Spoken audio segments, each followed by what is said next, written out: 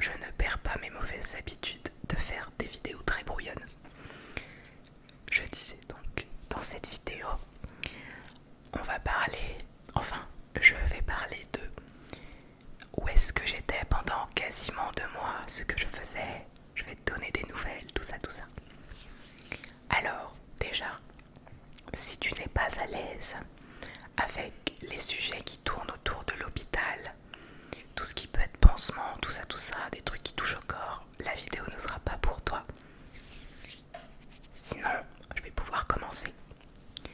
Avant toute chose, où est-ce que j'étais avant toute cette histoire d'opération? Pendant 1 mois, j'ai dû dormir peut-être 2 nuits chez moi. Je n'ai pas arrêté de bouger chez des amis partout pendant 1 mois et demi. J'ai fait Marseille, Montpellier, Nîmes. J'ai pas arrêté de bouger. Donc faire des vidéos, ça aurait été un petit peu compliqué. Amener mon matériel, ça aurait été un petit peu compliqué. J'ai essayé, mais c'était pas possible. Donc déjà, premier mois sans vidéo, j'ai été un peu dégoûtée parce que j'ai plein d'idées. Mais c'est pas très grave. Ensuite, eh bien, je me suis fait opérer. Pour les personnes qui ont suivi un peu, je crois que j'ai mis des stories ou des posts en communauté sur YouTube. J'ai subi une mammectomie. En gros, c'est une opération de la poitrine. On t'enlève la poitrine. En général, on a l'habitude d'entendre parler de cette opération pour le cancer du sein. Moi, ce n'est pas mon cas. Rassurez-vous, je n'ai pas de cancer du sein. En gros, si tu ne le savais pas encore, je suis un homme transgenre. Du coup, j'ai décidé de me faire retirer les boobs, tout simplement. À la base, je devais me faire opérer le 6 janvier, mais il y a eu quelque chose qui s'appelle le Covid. Je ne sais pas si tu es au courant. Du coup, l'opération a été décalée. Et même si elle a été décalée au 26 avril, je remercie quand même beaucoup ma chire qui s'est cassé le cul pour me trouver une date la plus rapide possible. Donc c'était trop cool. Je vais évidemment te donner des informations sur ma mamec, des informations sur l'hôpital, combien ça m'a coûté, tout ça. Donc déjà, il faut savoir que je me suis fait opérer à Marseille, à la clinique Chanteclair. Tiens, clinique, d'ailleurs ça peut être un mot déclencheur, qu'est-ce que tu en penses? Clinique. Je suis trop contente de filmer. Alors, au niveau du coût, l'anesthésiste a pris 300 € de dépassement d'honoraires et la chire demandait à peu près 415 €. Sachant que j'ai une bonne assurance et que je suis prise en charge par la Sécu. J'ai payé que l'anesthésiste, donc ça c'est plutôt cool. Alors, du coup, je suis rentrée à l'hôpital le matin, le 26 au matin. On m'a demandé de prendre une douche à la bétadine. Ouh, c'était pas de la bétadine, c'était le truc orange qui est horrible. Sachant qu'il a fallu que je me lave les cheveux avec. C'était horrible. Ensuite, j'ai mis la petite chemise qui nous va tous parfaitement. C'est faux. Et je suis rentrée à l'hôpital à 7h du matin. Et à 8h, 8h30, j'étais déjà en route pour le bloc. Donc c'est allé hyper vite. Hyper vite. On m'a endormi. Ça s'est très bien passé. Enfin, à chaque fois que je me fais anesthésier, j'essaie de me rappeler comment je suis quand je me fais anesthésier, qu'est-ce que je ressens. Quand j'ai eu une anesthésie pour je sais plus trop quoi, je sais que dans ma tête, j'ai eu des grosses basses de teuf à fond et que tout mon corps avait l'impression de fourmiller, je ne sais pas. Je me croyais en teuf avant de m'endormir. Là, cette fois-ci, j'avais l'impression que le plafond défilait comme un feed Instagram qui va très vite. Sauf que c'était toujours la même image qui défilait, c'était extrêmement bizarre. Je me rappelle aussi que l'anesthésiste m'a dit compter jusqu'à 10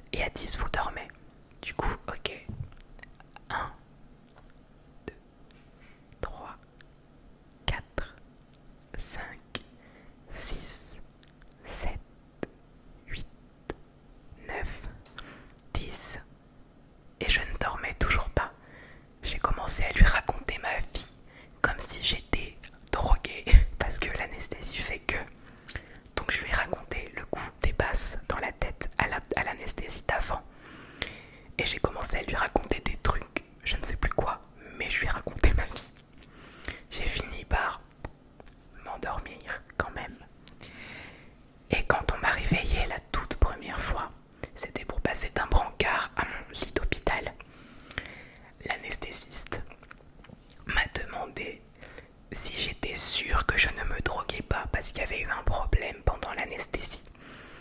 Moi j'étais encore complètement shootée, mais je sais que je ne me drogue pas. Donc je lui ai affirmé que non. Je change de brancard, je me rendors comme une crotte. Mais vraiment comme une crotte. Et je me réveille à peu près à 15 heures dans ma chambre d'hôpital. Je suis extrêmement vaseux, c'est très bizarre comme sensation.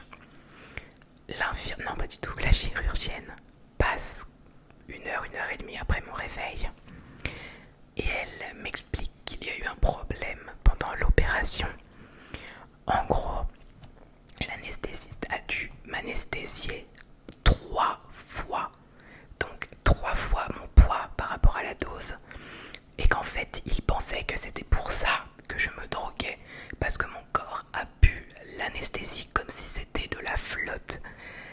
Donc c'est hyper rassurant. Et elle m'a aussi dit que mon cœur a lâché quelques secondes. En gros, j'ai fait de la bradycardie. C'est très pointu. En gros, je crois que c'est quand l'un des ventricules du cœur se met à ralentir, ralentir, ralentir, ralentir. Typiquement, mon cœur s'est dit que ce serait une bonne idée de continuer ma vie sans lui. C'est pas comme ça que ça marche. Donc apparemment, je leur ai fait une petite frayeur dès le matin. Pardon, je ne sais toujours pas pourquoi.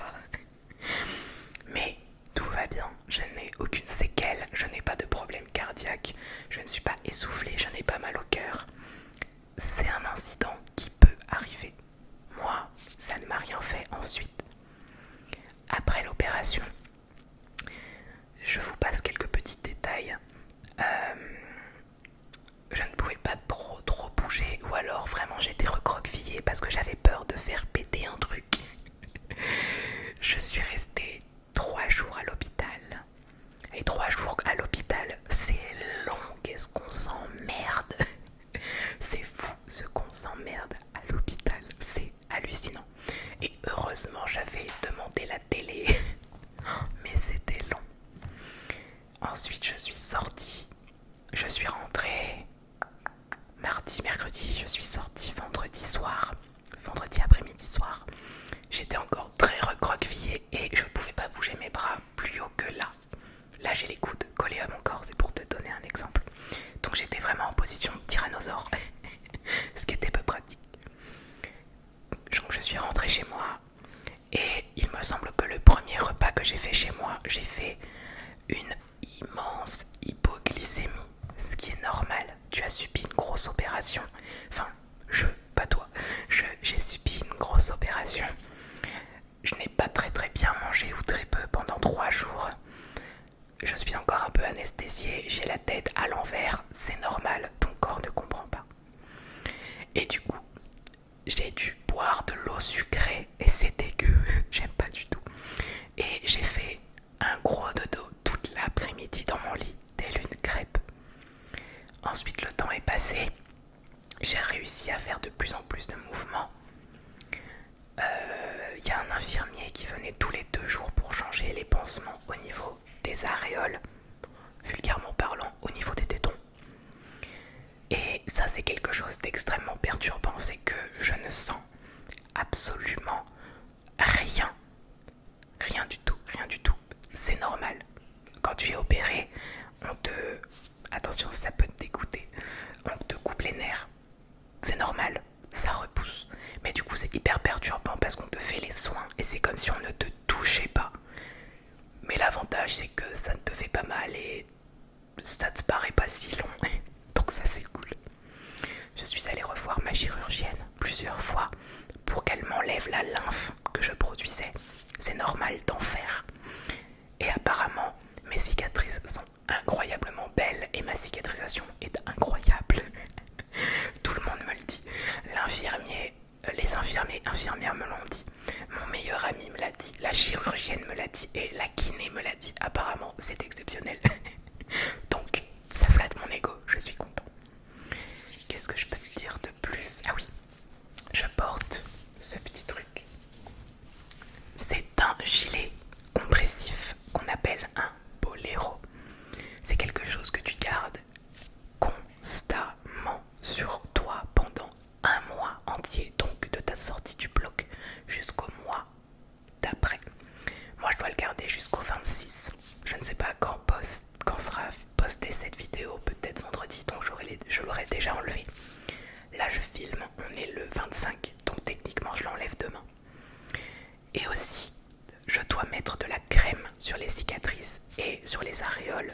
C'est normal pour nourrir. C'est une petite crème, c'est de la vitamine A et de la vitamine E. Et comme moi, je suis quelqu'un d'extrêmement, comment dire, je n'aime pas toucher les plaies ou les cicatrices, je fais tout au coton-tige. Bah, c'est très très long, sache que c'est très très très très long. Qu'est-ce que j'ai d'autre à te dire? Si jamais tu es quelqu'un qui veut faire une mammectomie, il me semble que tu dois attendre tes 18 ans pour la faire. Je sais pas si les parents sont d'accord avant, je ne sais pas trop. Qu'est-ce que je peux te dire?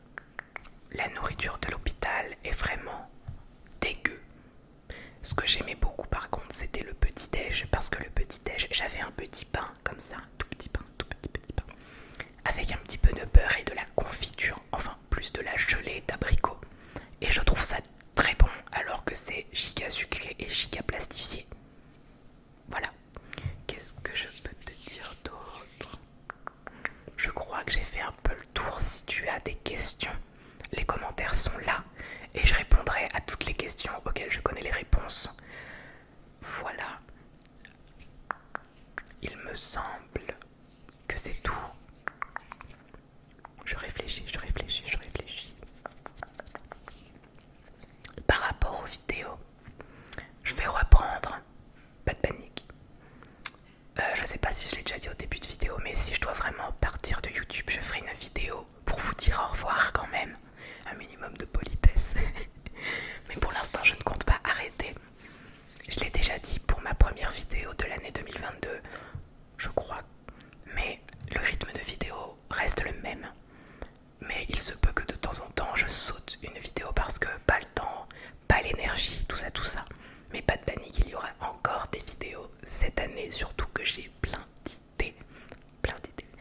Et même si vous aimez apparemment ça et que j'adore faire ça, je vais un peu freiner les vidéos maquillage, ou du moins les vidéos crash test et unboxing de maquillage, parce que ça ne plaît pas à tout le monde déjà, et puis parce que j'ai l'impression de faire que ça ces derniers temps, ce qui n'est pas le cas, on est d'accord, mais du coup j'ai envie de faire d'autres trucs. Même si j'avoue que la dernière collection de Beauty Bay, j'ai très envie de vous la montrer, mais je ne le ferai pas parce que je ne suis pas un youtubeur make-up et que j'ai envie de